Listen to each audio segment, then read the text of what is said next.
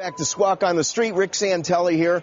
You know, Tom Bergen's Reuters expose on Starbucks and other American companies, but really concentrating on Starbucks, using questionable loopholes, but not illegalities. There's no illegalities here, to maybe pay a smaller share of taxes than Parliament or the UK officials would like. We have Nigel Farage, who is in Parliament in the UK, and I would like to ask you, Nigel, but before I do, I want to make sure we give Starbucks a chance to address this ongoing story. And when we put forth the question to respond to these allegations, or at least these strategies, here's what they wrote back to us. The most important thing to understand is that Starbucks does pay tax in the UK. Indeed, over the last 3 years, we have paid over £160 million in various taxes, including national insurance contribution for our 8,500 UK employees and business rates. Now, hearing that, Nigel, do you have any comment regarding the committee set up to investigate these tax procedures versus the comments by Starbucks?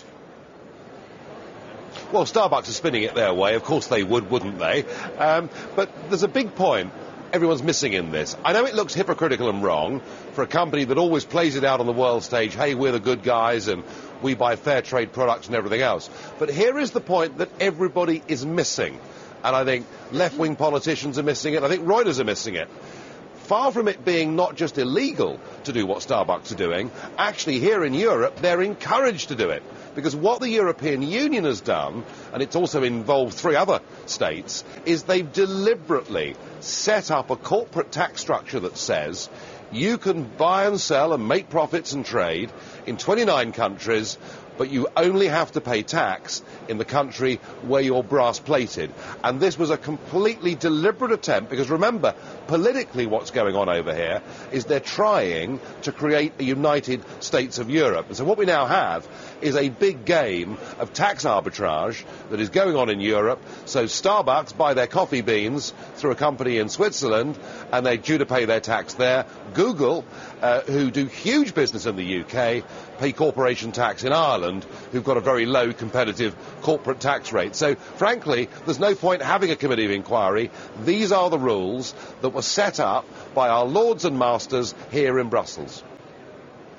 Well, Nigel, you know, it's interesting because you picked up on why many, like myself, find this story fascinating. And it is because Howard Schultz is really about a company with a conscience. Here's a quote from Huffington Post by CEO Howard Schultz. I think that more and more companies must recognize that success is best when it is shared, and you have to achieve the balance between profitability and doing the right thing. You know, at this time, Nigel, in U.S. politics, the tax issues, corporate tax issues, paying fair share is like top of the heap and one of the most contentious debates going on in Washington.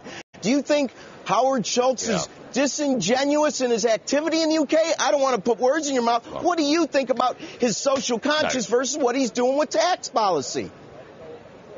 Well, I think what Mr. Schultz ought to do is to stop trying to have it both ways, because you can't, on the one hand, say we're the good guys, we're clean, we adopt a very, very good corporate social responsibility model, and on the other, do, albeit what the European Union have encouraged you to do. So make your mind up, Mr. Schultz.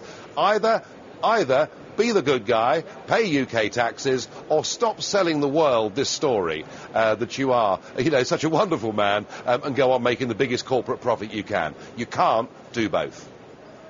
Well, I'll tell you, Nigel, in my opinion, for what it's worth, I love Starbucks coffee, and I don't really care about all these other issues. I buy the coffee I like best.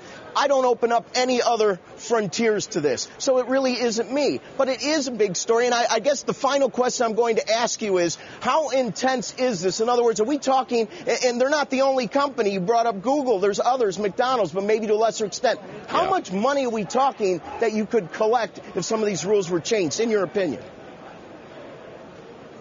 Well, if the rules were changed, and if the UK had a good, competitive tax structure that made it a very attractive destination, then we would be collecting many billions pounds more every year in income, which for a country the size of the UK does matter. But for the moment, it's an irrelevant debate, and I keep saying this to American audiences, because look, we are now impotent. Westminster may look pretty, but it's got no power. All of those powers, all of those decisions are now taken in Brussels, but I want to reverse that.